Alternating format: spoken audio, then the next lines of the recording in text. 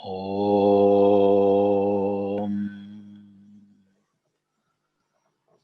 Gurur Brahma Gurur Vishnu Gurur Devo Maheshwaraha Guru Sakshat Param Brahma Tasmai Shri Gurave Namaha.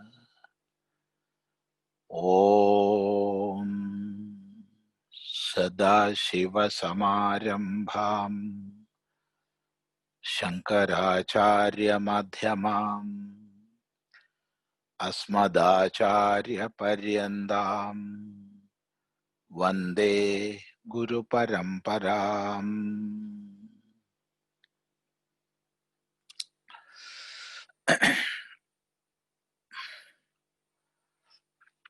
We are studying Nirvanashatkam, and so far we have seen the first two shlokas. Those are manobuddhyahaṅkāra cittāni nāhaṃ na ca śrotrajihve na ca ghrāṇanetre na ca vyoma bhūmir na tejo na vāyuḥ cidānandarūpaḥ śivo'ham na ca prāṇasaṅjño na vai pañcavāyuḥ na va saptadhātur na va pañcakośaḥ na vākpāṇipādam na copasthapāyu cidānandarūpaḥ śivo'ham. So here in all shlokas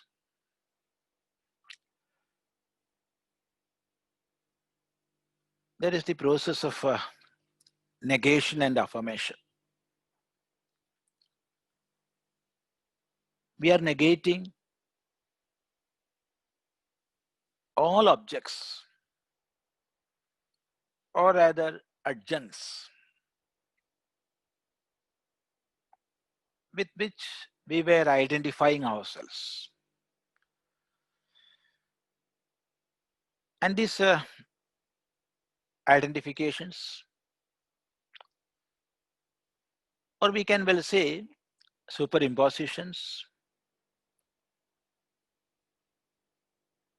those we are realizing are not correct. These identifications are not real. And with the help of Shastra, with the help of the teachings of gurus, and of course self-discrimination, we are negating. And by way of negating those objects,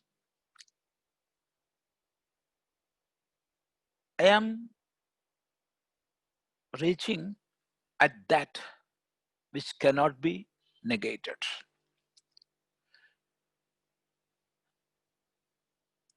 I am negating everything else. I cannot negate myself.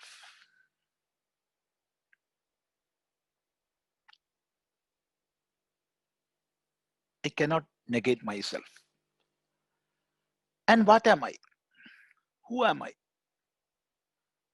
What is my real nature?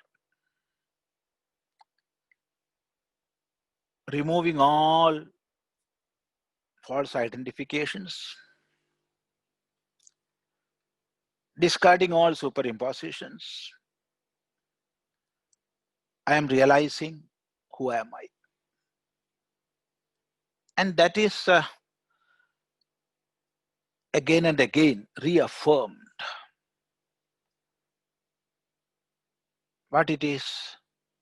Cidānandarūpaḥ, śivo'ham. To reinforce that, there is repetition. So this repetition of affirmation is just to reinforce.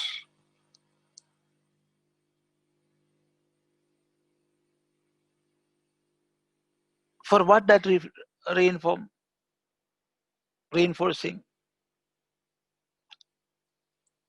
The reply is, this Nirvanashatkam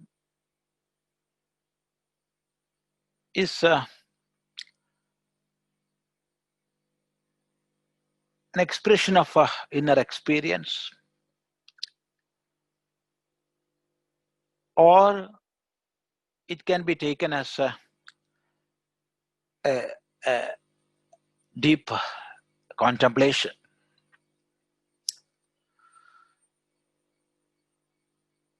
Expression of experience means that of a realized one, and deeper contemplation when we are taking it as the contemplation of a seeker. So from both these levels, from the level of a realized one or from the level of a seeker, we can approach this Nirvanashatkam. And in both the cases, repetition is quite natural.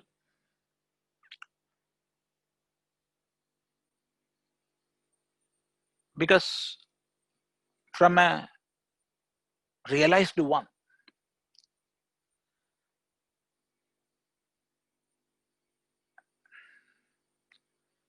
it is a natural, spontaneous outflow of that inner joy. So he's sharing that with the world. So there will be repetitions. And for a seeker who was living with so many misconceptions, so many false identifications, to remove that, you have to repeat that contemplation again and again. And therefore, here in all the shlokas, both the process, that is that of negation and that of reaffirmation, are being done again and again. Now we can enter into the third shloka. What is there?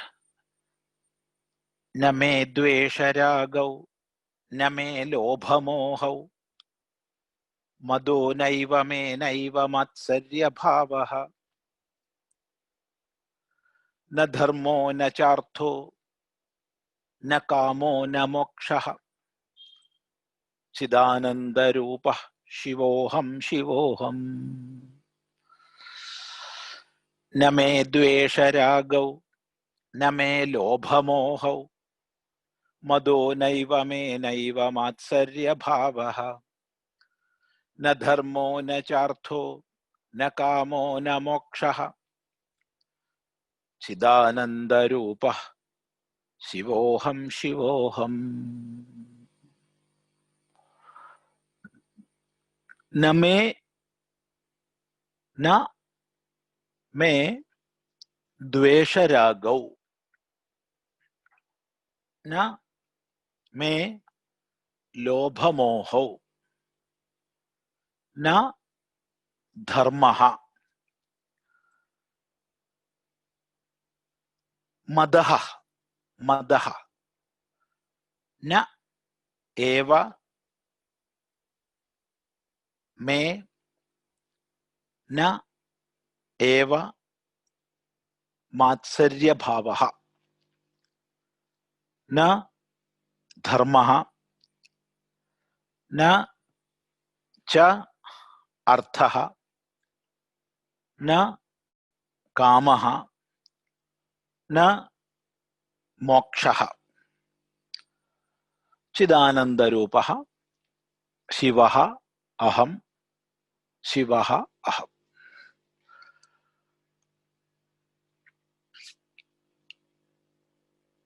First it is said, name dveşarāgau.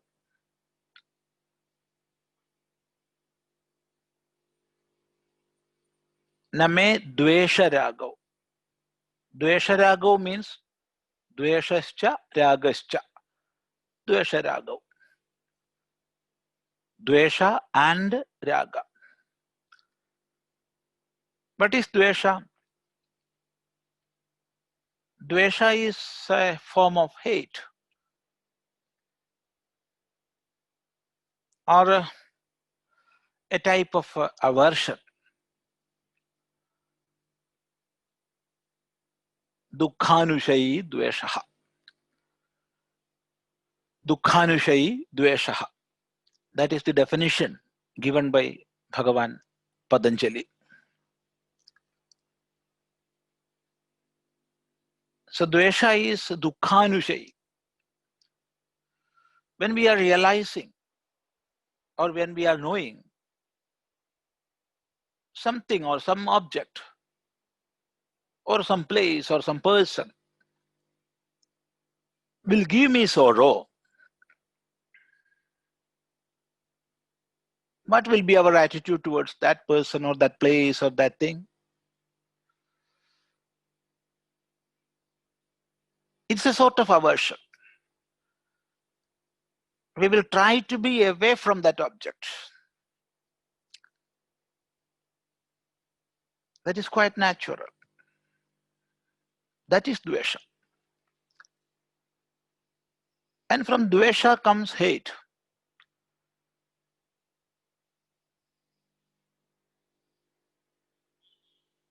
Dvesha is the starting point of hate.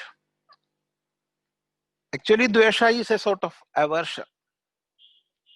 So we are trying to get out from that, get away from that, to be detached from that.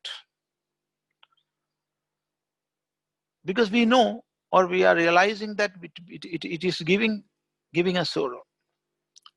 Whatever be it. Let it be some objects or some persons or some things or some places. Whatever it be. So when it is a cause of sorrow for us, we will try to be away from that. And that inner feeling is dvesha.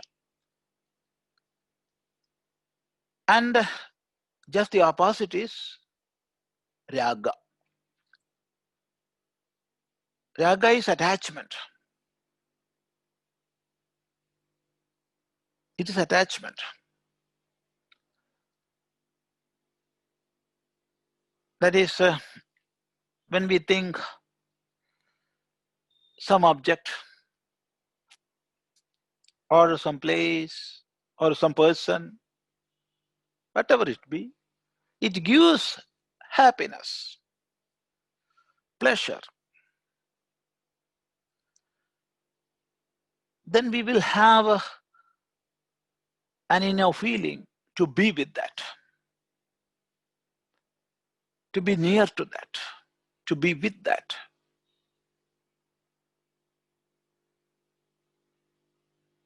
And that feeling is raga.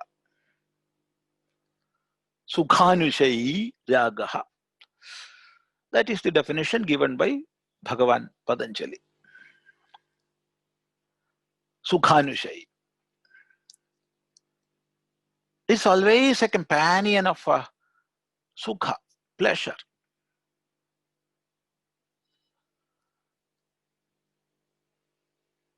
Always we want to be with the objects which we think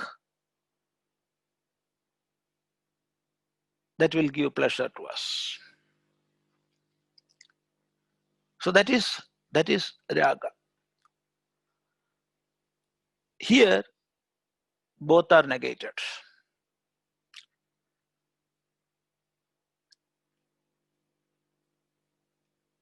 Na me. Me means for me. In the earlier two shlokas,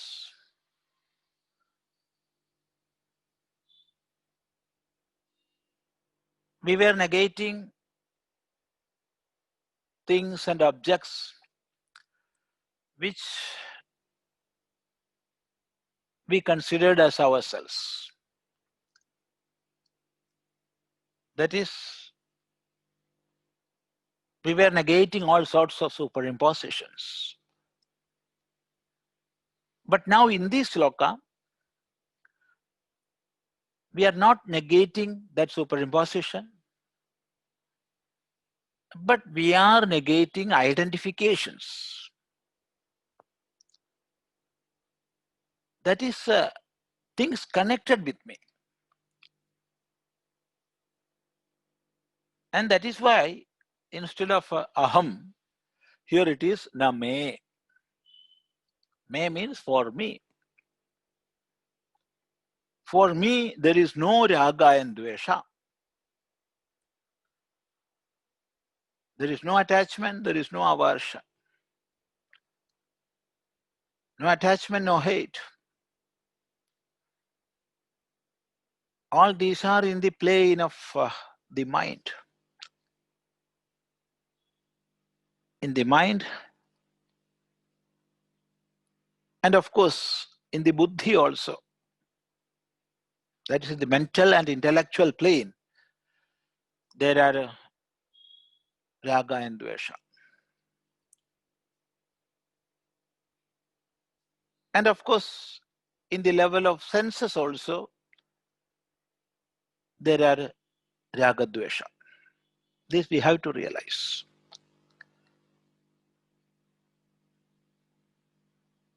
Normally, raga and dvesha are in the mind and in the intellect. That is in internal instruments. But we have to realize that these are there in the senses also.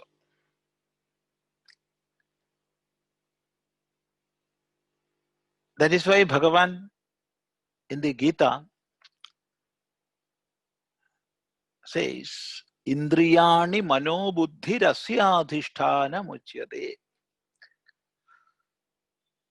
The abode of kama, the abode of lust are senses, mind and intellect.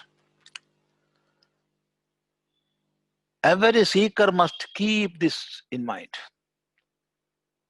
Why? Because many a times it happens, people will say, I can mingle with any objects. I can be in the midst of all objects. With men I can stay, with women I can stay. Because I don't have that lust within my mind. Or I don't have that much attachment or aversion in my mind. So, I can be with all the objects of the world. And I will be free, not tainted. We can see many people, especially seekers, those who are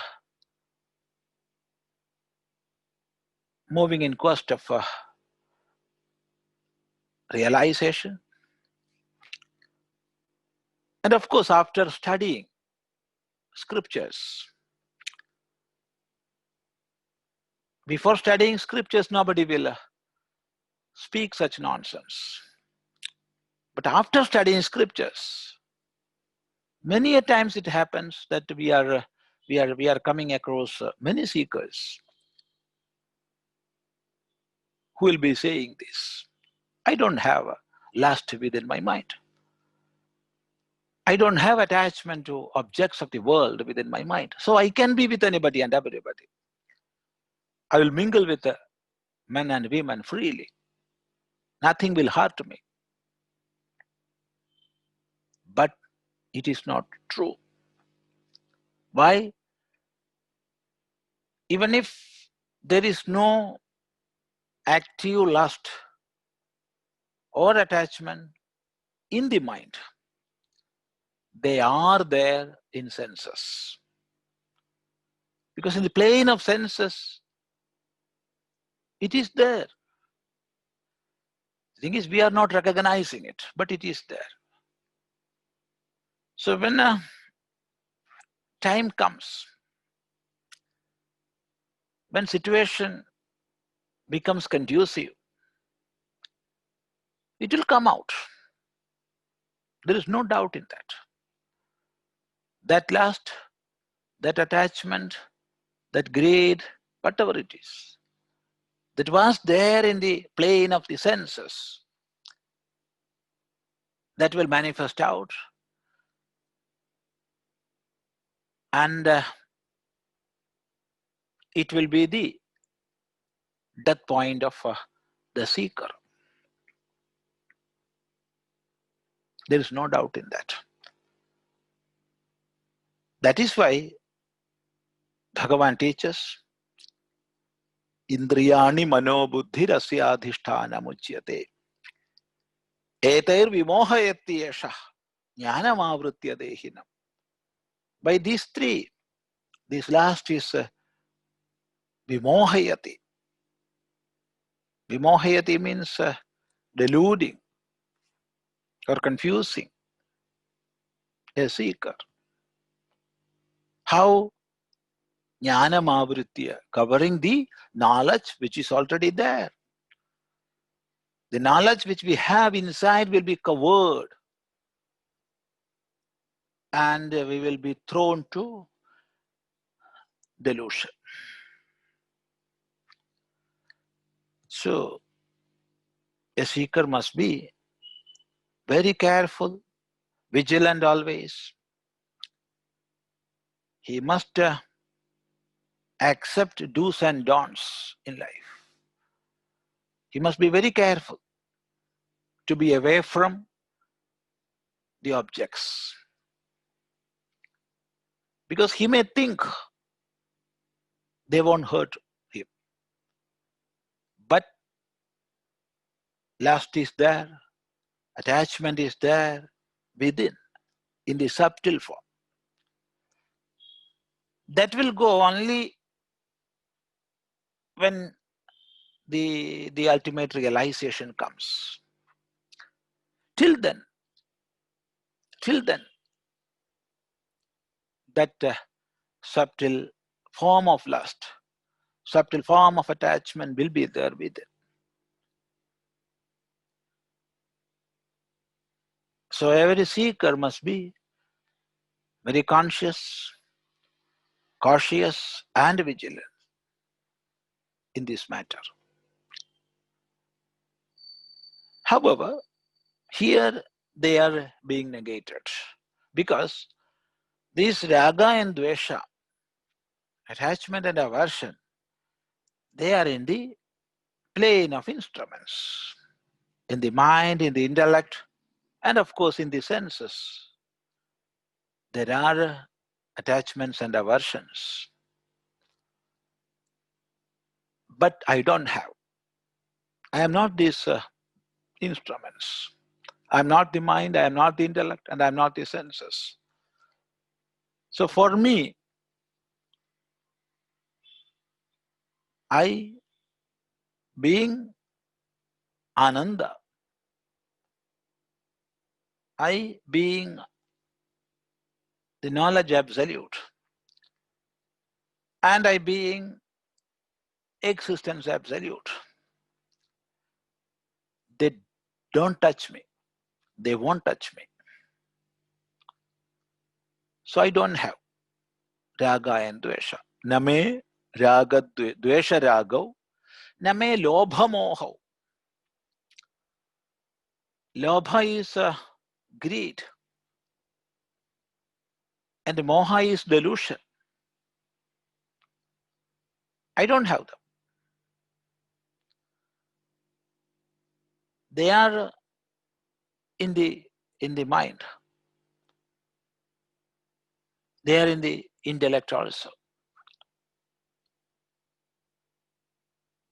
So, lobha and moha, greed and delusion, they are in the mind and intellect. I am not the mind, I am not the intellect, so I don't have them.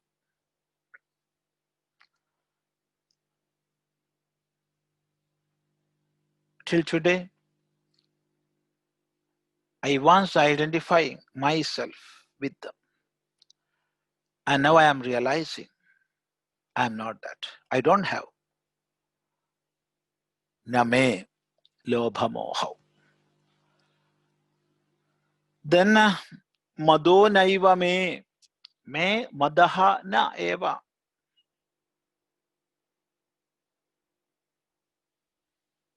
Madaha is egoism. I don't have egoism.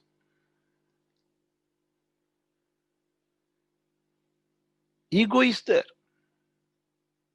Amongst the functions of internal instruments, there is ahaṅkāra.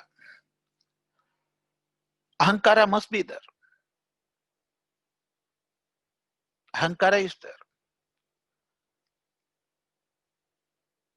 But egoism is something different from that. And even we take ahaṅkāra as such, it is not me. It is an instrument. It is a function of the instrument. I am not that. So this mada also is negated. Na eva. Madaha. Na eva mātsaryabhāvaḥ. Na eva mātsaryabhāvaḥ. Mātsarya is competition. I'm not competing with anybody. I don't have that feeling of competition.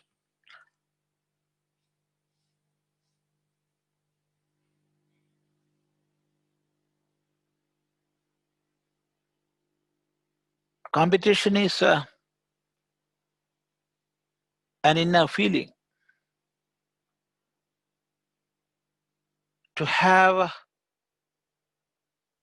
victory over somebody else or something else.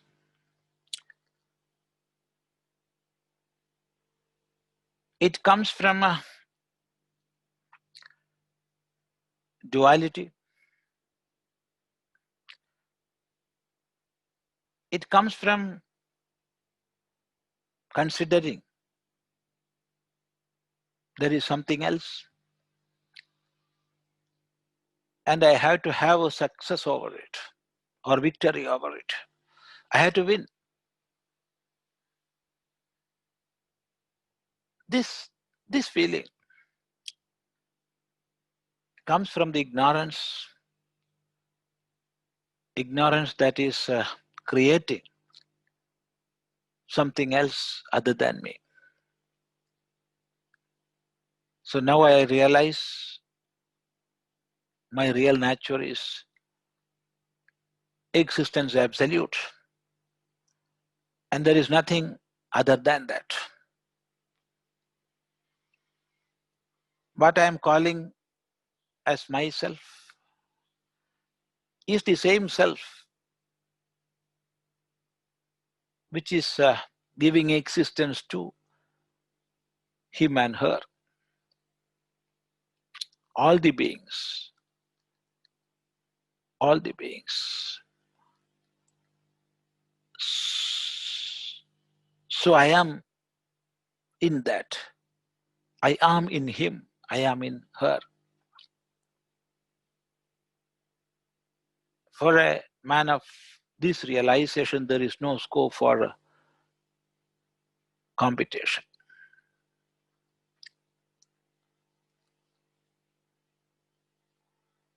So I don't have that. Name mātsaryabhāvaḥ. na me mātsaryabhāvaḥ.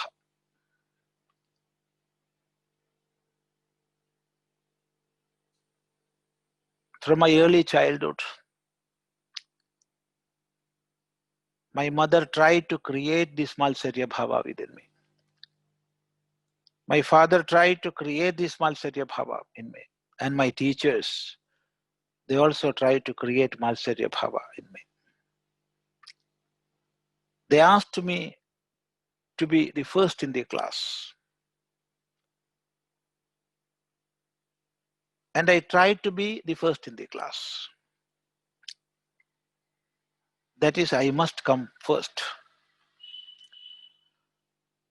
In sports, in arts, in study matters, everything. I tried to be the first. First among a set. First among a set. Set of people, set of community, set of something. And this mātsaryabhāvaḥ, it grew. And what happens? Slowly, it swallowed all the virtues in me. My individuality itself. I became a slave. And being a slave, I was boasting. I am the first, I am the first. Actually, that Mātsaryabhāvaḥ was the first. He was the master, and I was a slave. But in the world of Mātsarya, I was posing as number one. But now I am realizing I don't have this. All these are in the mental plane, in the plane of intellect. And that I don't have that feeling of competition. There is nothing, there is nobody other than me. I am residing in everything and everybody. The same self is giving existence to all beings. So there is no scope for this Mātsaryabhāvaḥ. So here it is negated. Naiva me mātsaryabhāvaḥ. I don't have this Mātsaryabhāvaḥ. Na dharmaha, na cha arthaha, na kamaha, na mokshaha. These are purusharthas, to attain which we are living in this world. They are called purusharthas. Purushaihi arthyate.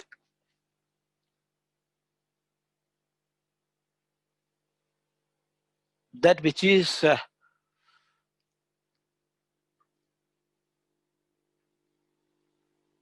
prayed, or to attain what we are living in this world, that is purushartha. When we are observing from the most mundane level, the first purushartha is kama. That is lust. And it comes from the feeling of that I need this, or wants. So from wants or needs comes this lust. And it is the very basic purushartha. We can see that in almost all beings. In all beings we can see that.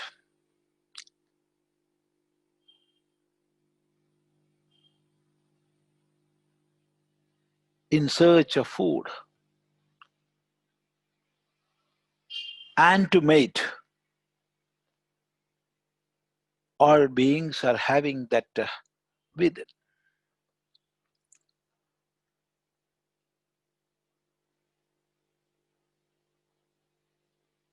I want food. I want to eat. I want to drink. And next, I want to have sex or I want mate. So this is the primary purushartha, very basic thing. And to have food or to keep the mate, I want some sort of money for that. Artha. Money never means currency. It is not currency. Some sort of wealth. Some sort of wealth I want to get and to keep this. That is, in simple words, to have kama,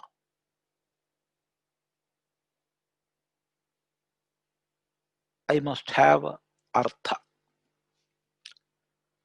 So artha comes, that is wealth. It comes.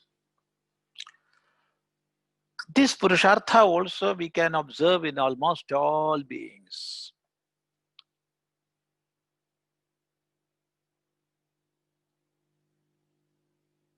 Go and observe the places where ants live, or bees, flies. They all goes and collect food grains or stuff, some stuff, and they will store. They will store.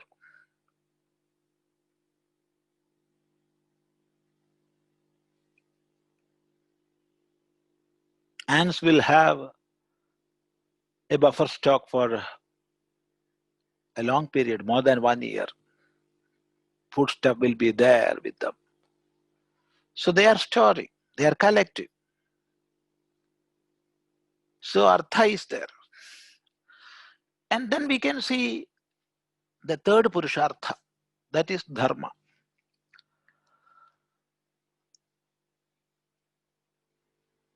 When we put a grain of rice, an ant comes.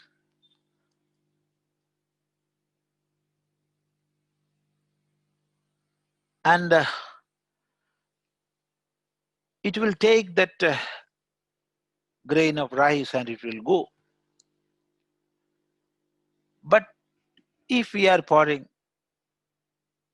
a heap or a handful and an ant comes, it will see that. Then you just observe. It will do a pradakshina and then it will go. And after some time, so many ants will be coming and they will collect this and they will go back. But it shows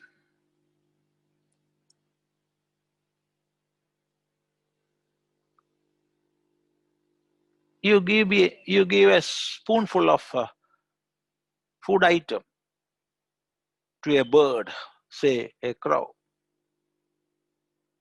It will come and eat. But if you are giving one or two handful of the same food item, of course it will eat, but at the same time it will be calling his friends and relatives. Come, come, here is food. Come. What it shows? In all those beings, we can see the Purushartha, that is Dharma.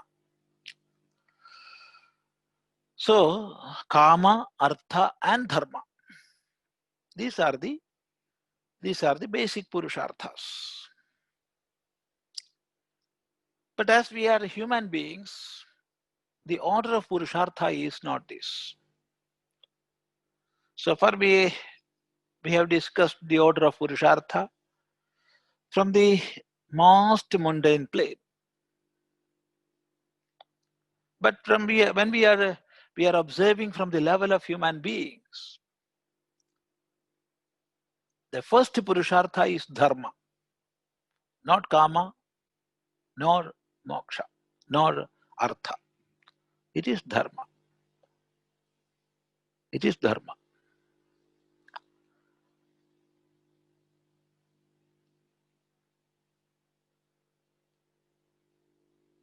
Because we have that Dharma consciousness within us. It is innate. It is innate. So it is there. It is there. As we are human beings, it is there within us. With that Dharma consciousness, we came as human beings. Otherwise, we won't become human beings.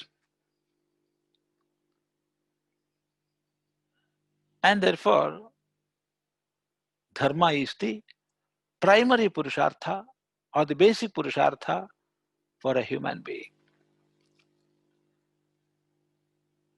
And based on Dharma, you have to work, you have to get money, you have to get wealth. So, he must have Artha based on Dharma. The base of Artha for human being must be Dharma. And that quantity of, or that quantum of Artha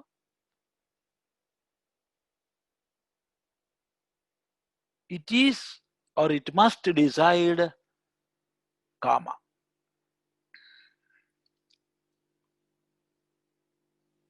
That means our needs must be limited to the extent of our Artha which we got on the basis of Dharma. If we are for more Kama than that,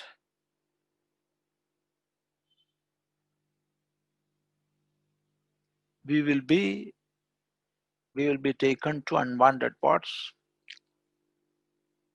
and our very life will be ruined. The very human birth, all the greatness connected with this birth, all of them will get ruined. There is no doubt in that. So, the order of Purushartha, when we observe from the very basic level, it is Kama, Artha and Dharma. But for human being, it is just the reverse. That is Dharma, Artha and Kama. So we must have wealth on the basis of Dharma, and our endeavor to have a Kama must be limited to that Artha.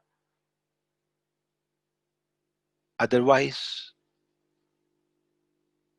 our very life itself will get ruined. There is no doubt in that. that we are seeing around us. That we are seeing around us. Many, many lives, many families, they are getting to unwanted problems only because of this. They are not observing this order. They are trying to get more and more wealth or money without observing dharma,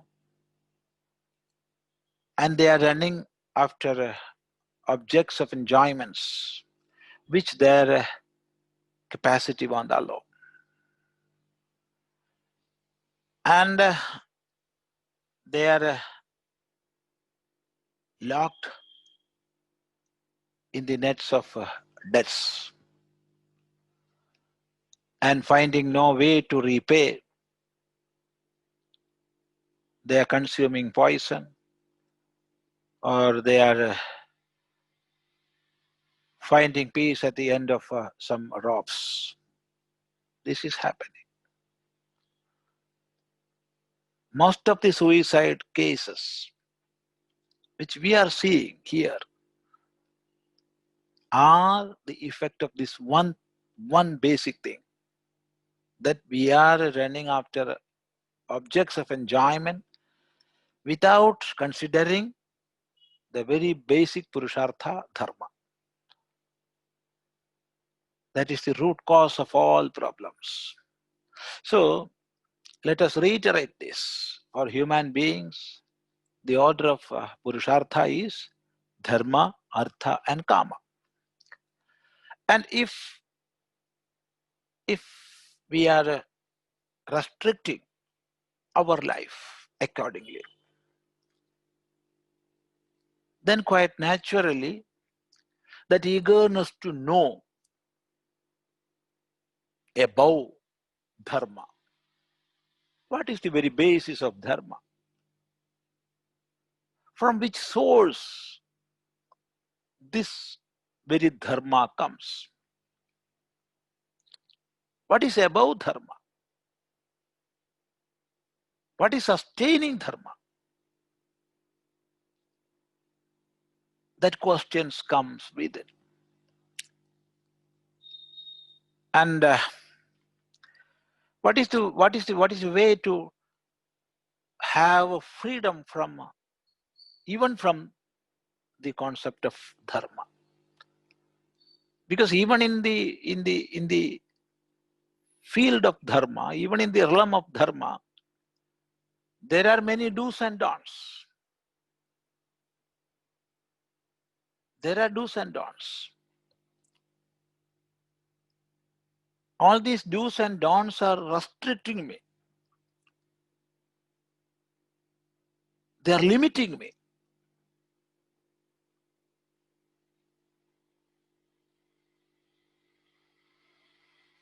Even though I have a certain level of freedom, certain amount of free will, I don't have ultimate freedom.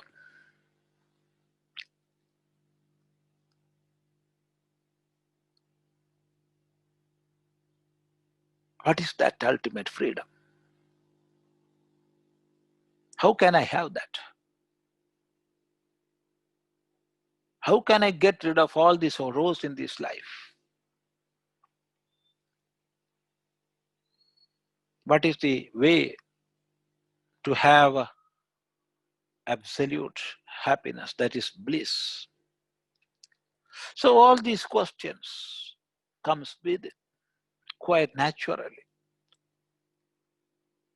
Let me repeat, quite naturally. When we are leading a life according to dharma,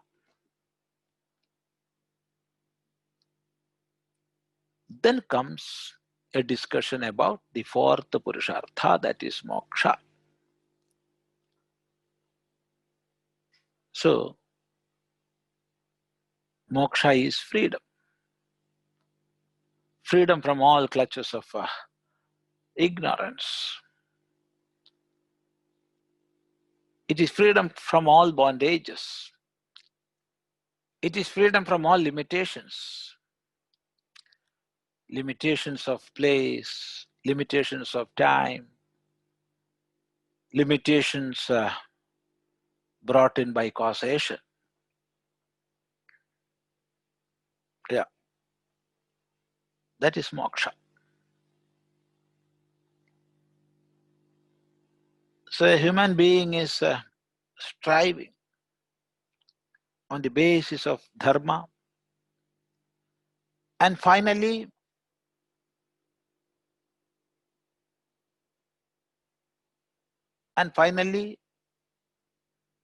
that endeavor,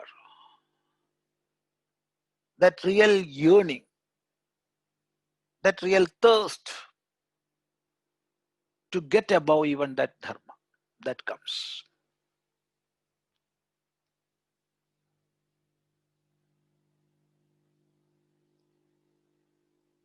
That is to get liberated from all limitations.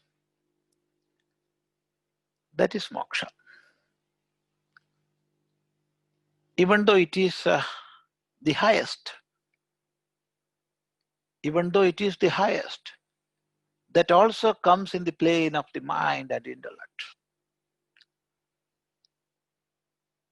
Because it is a yearning. It is a thirst to have. Have what? Have maximum bliss. To get rid of all sorrows. To have absolute freedom. Yes. But it is there, it is in the mind, it is in the intellect. It is not me. So, na dharmo na chartho na kamo na moksha. For me, in the level of the mind and the level of the intellect, all these are there.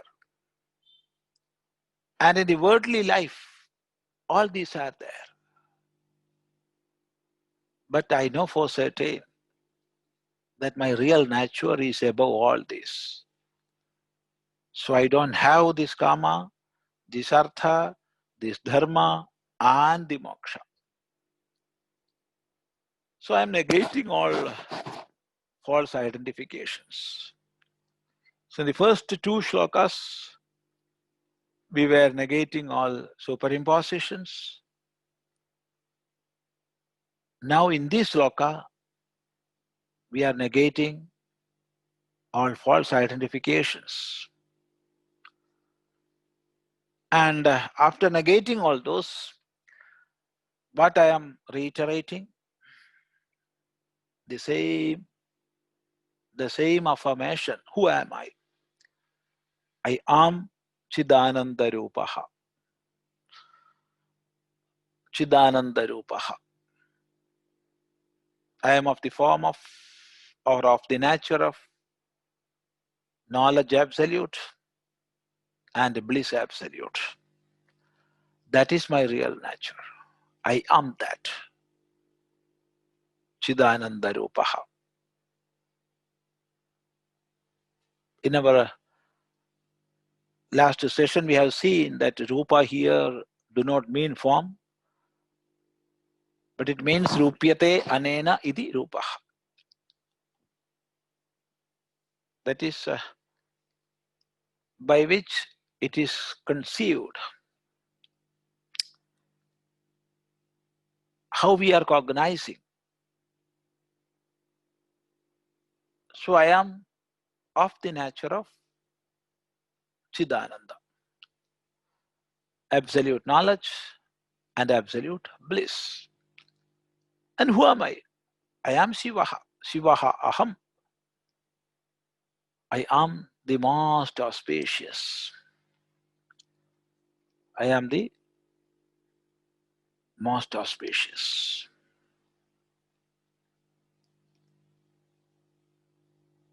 This is repeated again and again. This is the spontaneous outflow of that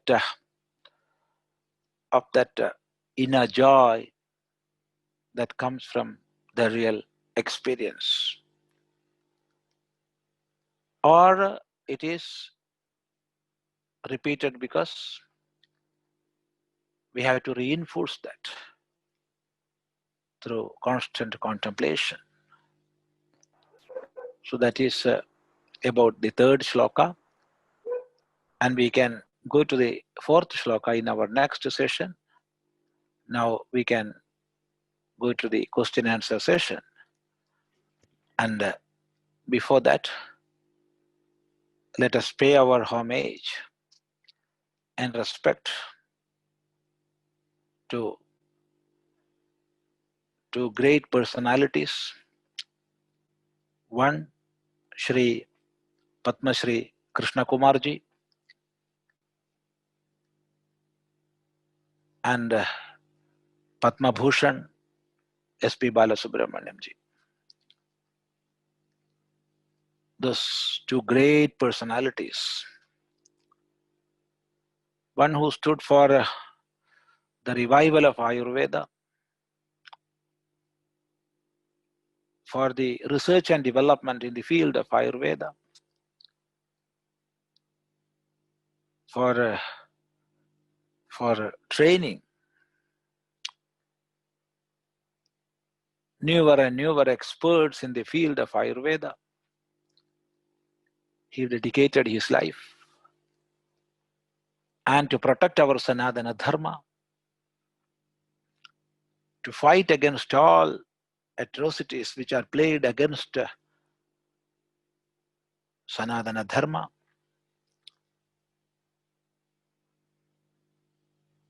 He surrendered his life. His life for that. It was for that. And in a most simple way,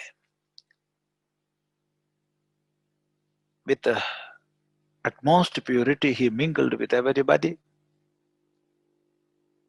And we were working together in many, many fields.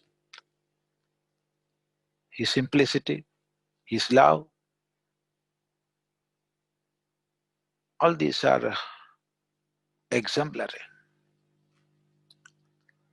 So let us pay our homage, especially on this day. Many organizations are paying their homage. This is the 16th day, and let us pay our homage and respect to Sri Krishna Kumarji and the legendary singer S.P. Balasubramaniam,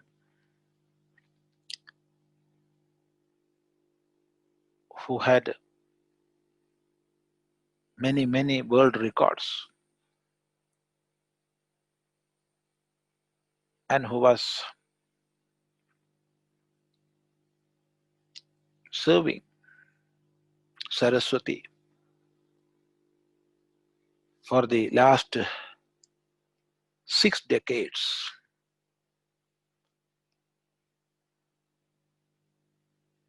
That legend,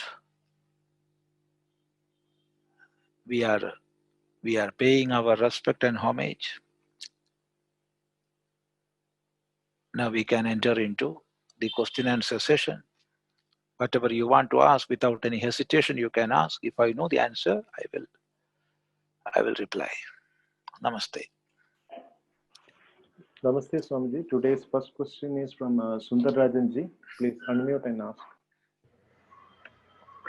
Pranam, Swamiji. Namaste, namaste. Swamiji, my question is regarding... Unnikrishnaji, can I see him? Yeah, namaste. Swamiji, my question is regarding the present situation of coronavirus happening everywhere. So yesterday we had a death in the family in Bangalore city itself, and that person's wife was alone and had a lot of challenges to deal with the situation because it is a very sudden event. And we got a call from their immediate relatives in Kerala saying whether we can go and help them.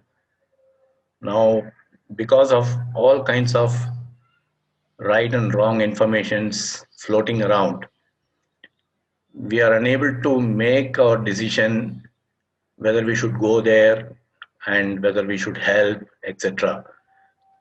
And we feel so bad because this is a time when we need to be there to support the family and do whatever. It's a dharma for us to be with the family actually. So can you say something about how much we should fear and how we should tackle? Because children also say you are also in the 60 plus age group, so be careful and so on. So please. It's a very, very difficult question to answer. Why difficult? Because if you are asking from a general point of view, we can reply. But when it is more personal and something connected with a complicated situation, which will create multiple levels of problems. Yes, sir. Then it is hard to tackle and hard to reply. Because the same question came to me more than 5 or 6 times from many countries. The same situation. Mm-hmm. Actually, we have to take care. There is no doubt in that. When a pandemic is spreading, Okay. and the whole society is fighting against it, and the government is giving so many precautionary measures and publishing so many protocols, we have to observe them.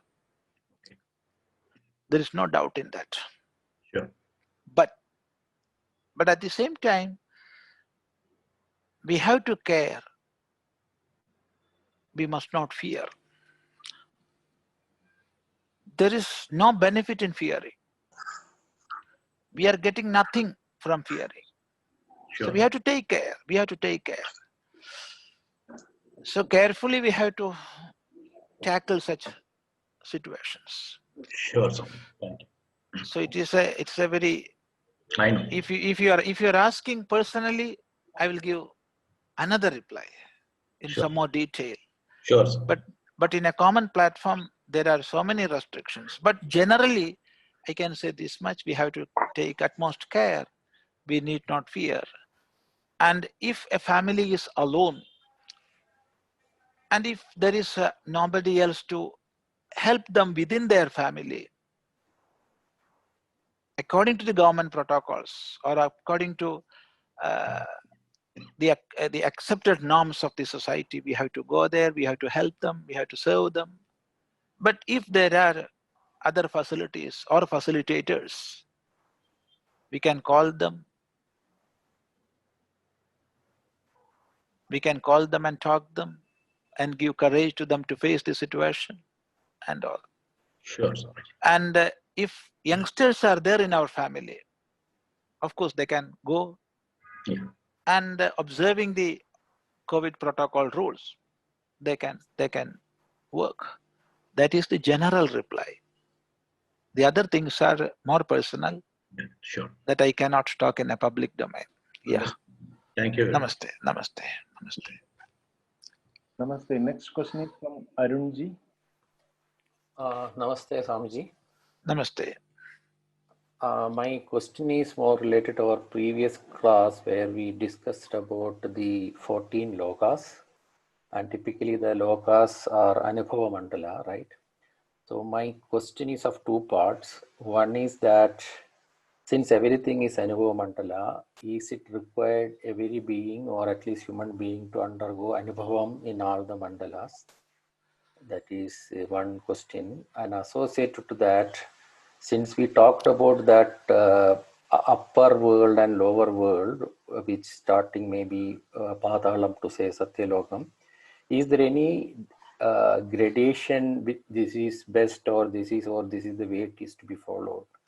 The third part of the question, if it is required, say for human being to have this anubhavam in all the lokas, what is the measure or what is the kind of a gradation to move from one loka to another? Yeah, I got it. See, there are different lokas, and all lokas are different levels of experience. As the very word loka means lokyate, drishyate, anubhuyate iti lokaha. That which is seen or that which is experienced is loka. So there are different lokas. And while analyzing this, our acharyas are saying there are 6 spheres above this and 7 spheres downwards. And totally 6 plus 1 plus 7, 14. It never means we have to pass through all these 14 lokas. No. It is against our shastras. It is against our common sense. But through our karma, through our activities, what type of experience have to come?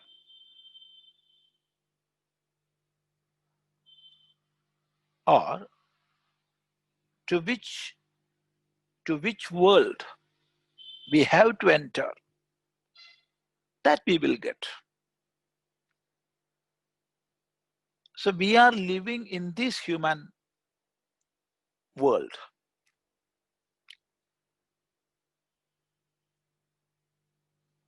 We are living in this human world. And what is the speciality of this human birth? It is said in the Bhagavad Gita, Kshipram hi manushe loke siddhir bhavati karmaja. It is said in the Bhagavad Gita, Kshipram hi manushe loke siddhir bhavati karmaja. That is the fruits of our actions we will get very quickly, Kshipram, quickly in this human birth. So there will be fruits of actions in other births also. Otherwise, no creature will go up or down. But for human beings, it is very quick, fast. We are getting rewards very fast. So, what type of activity we are doing? Accordingly, we will accrue the result or effect. It never means we have to pass through all these worlds. No. No. And about these worlds also,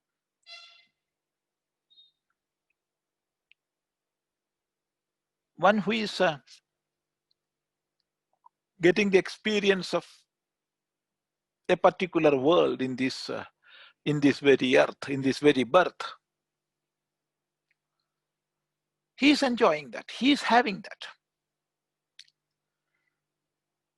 So we cannot say there are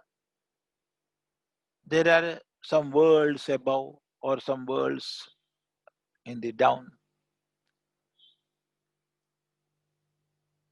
or neither can we negate. No, such words are not there. We do not know. We do not know.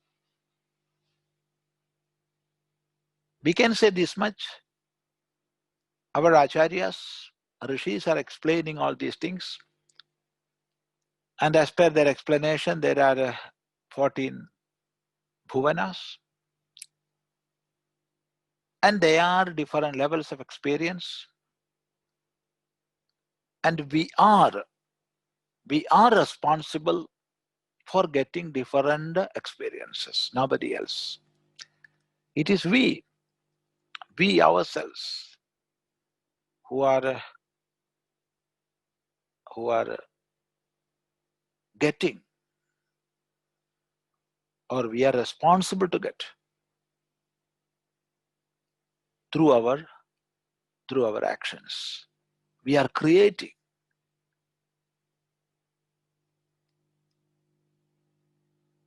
So it never means we have to pass through all these lokas.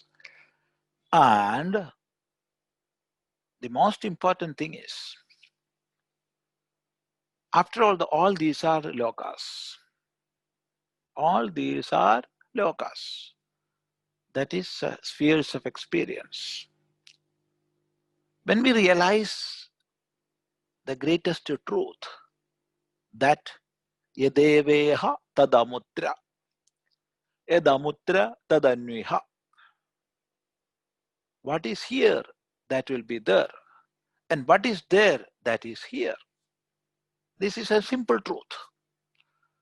Only degrees will vary. Only levels will change. But basically, what we have here, that is there. And what they have there, what is that we are having here. So this is the basic thing we have to realize. So one who realized this fact, which is explained in the Upanishads, this mantra is a part of Kathopanishad. Yadeveha tadamutra edamutra tadanviha. So when we have this realization within, all the worlds, whether upside or downside, they are becoming irrelevant for us. And for him who have transcended these worlds, how? Because they have become irrelevant for him. So he transcends this. For him, he is above all these worlds. He is residing in himself. He is residing in himself. He cannot go up, he cannot go down. That is the state of absolute freedom. Freedom from going up and freedom from going down. Namaste. Namaste, Swamiji. Next question is from Rajani ji. She is not keeping well and requested me to ask the question on her behalf. So her question is this, I am reading out. Can we say that Artha and Kama are coming from past lives? That is our prarabdha. So working for those things in these lives are not much, because if we do our efforts as we should, then Artha and Kama that has to come will be anyway fulfilled. So our Purushartha, that is Dharma and Moksha, is where we all should put our efforts. Yeah. All our Purusharthas, all our affinities, and let me add this more, all our activities to have Purushartha, of course, all are the product of our own karma, which we brought with us from our past life. That is not limited to artha and kama alone. And we are adding and deducting to that or from that. From the balance, we are deducting. To the balance, we are adding. And this process is happening in this life. So now, at this point of time, what we are is not something we brought from our previous life. But what we are now is a product of what we have brought from our previous life plus what we have done up to this date. So that is the thing we have to remember. This life is just like an account book. We are starting with the opening balance and we are adding debit and credit. And finally, we are reaching at the closing balance. And what is the closing balance? Closing balance is the opening balance for the next period. So this is the life. So not just karma and artha alone are coming as the effect of previous life, but our endeavor, the whole life itself, is a product of our previous life plus what we have done till today. So think for the better, think for the best, work for the best, and it will make our future. So there is meaning for everything.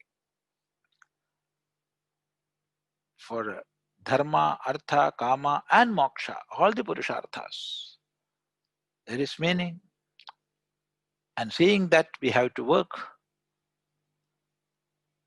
And quite naturally, as the effect of our inner conviction, let me repeat once more, as the effect of our inner conviction,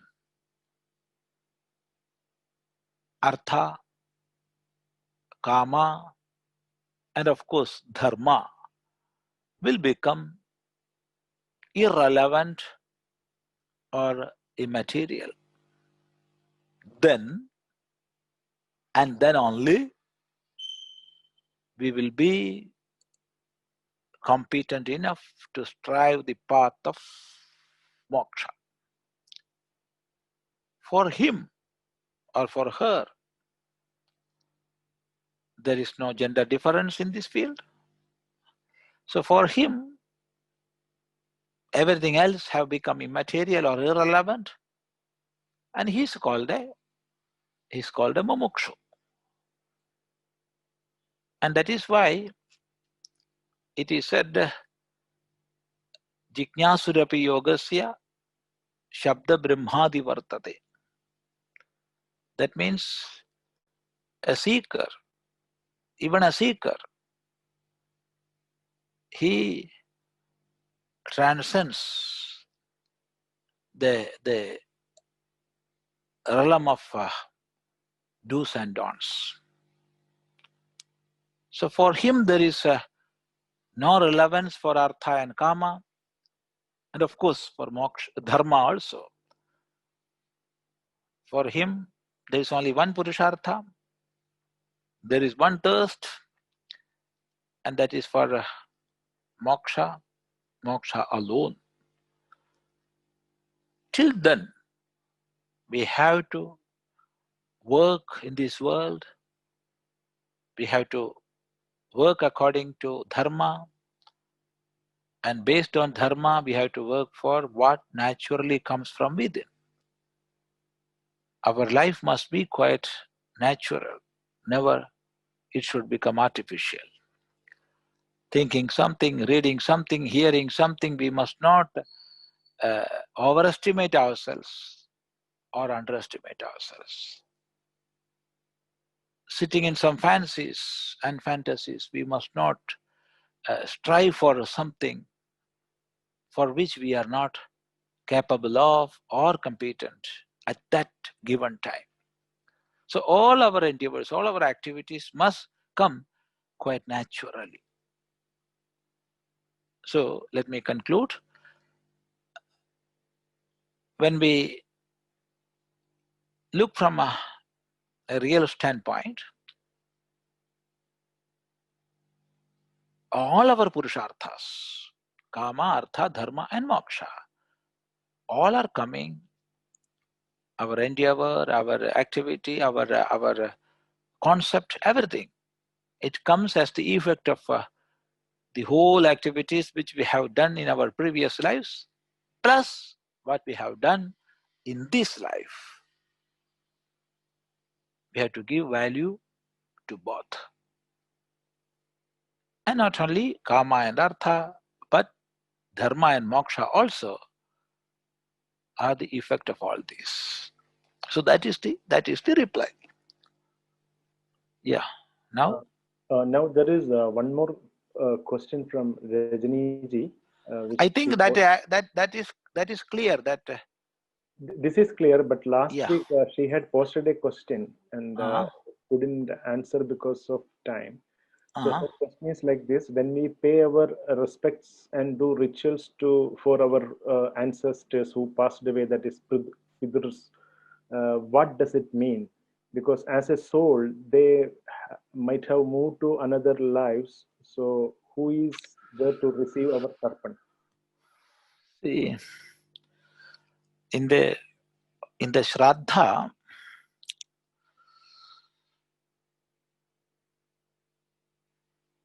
when we are considering Shraddha, it is a part of our daily routine, or it is a part of pañcavāyuḥ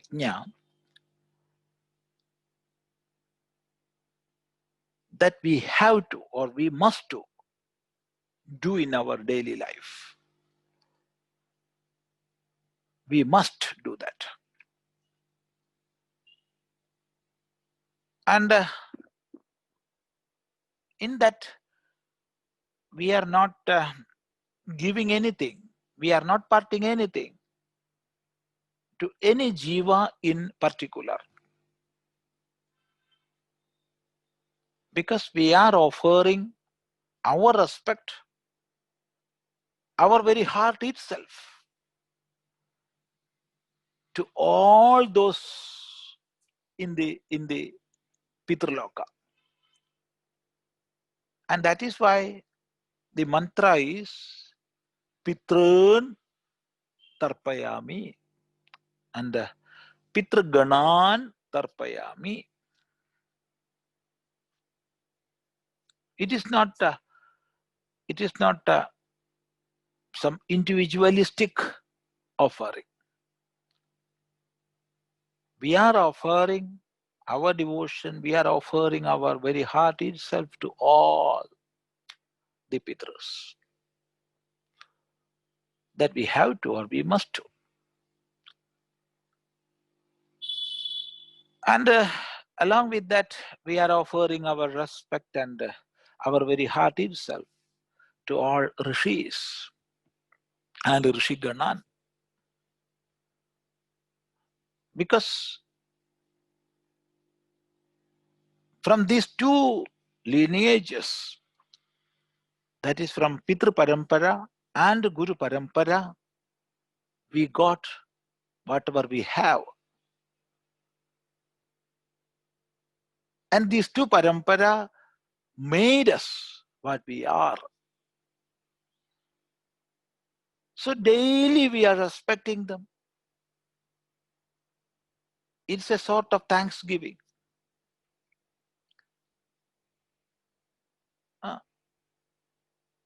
Daily we are doing that.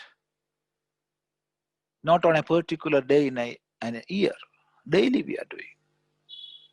And along with that, some days, particular days we are selecting. For example, the first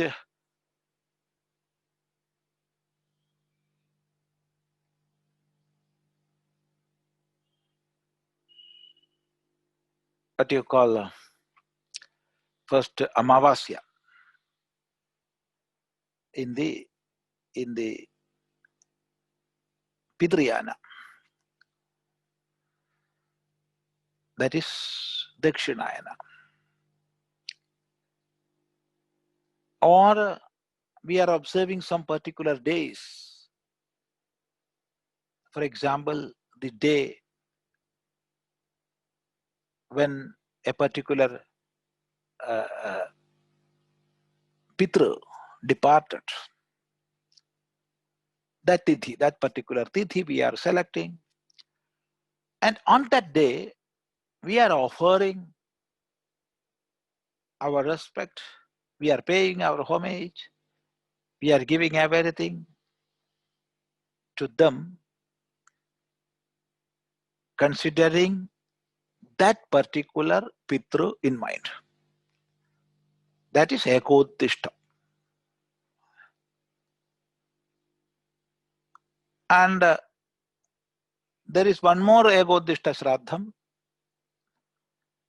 that is just after the cremation ceremony. We will start offering. And for the first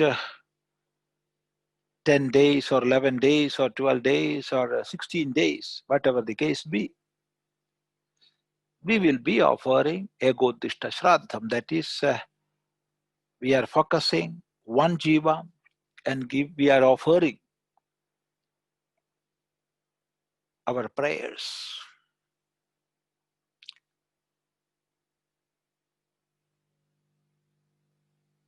So this we must do,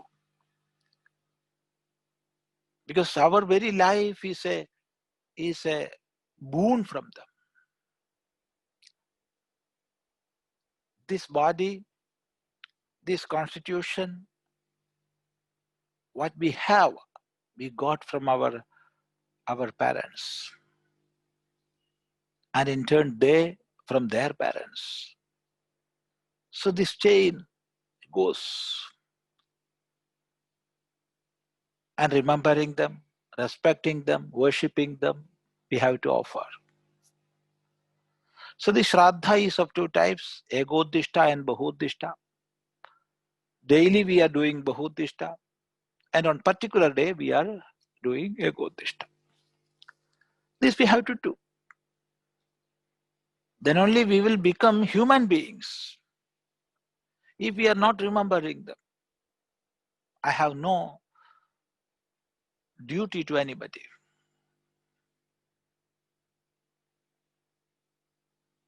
I am working, I am living, and I will die. There ends the matter. No responsibility, no duty. Then how we will become a human being? So the system of dharma is being sustained because of all these ideas and activities. Ideas are there and activities are there. Because of both, we are here. And this dharma is staying, dharma is sustaining. So we have to do. Then the question is, if in the case of Bahudishta Shraddha, there is no doubt. But in the case of Egodishta Shraddha, if that particular jiva has taken another body and he is living as somebody else, what is the use in offering? That question will not come from a loving heart.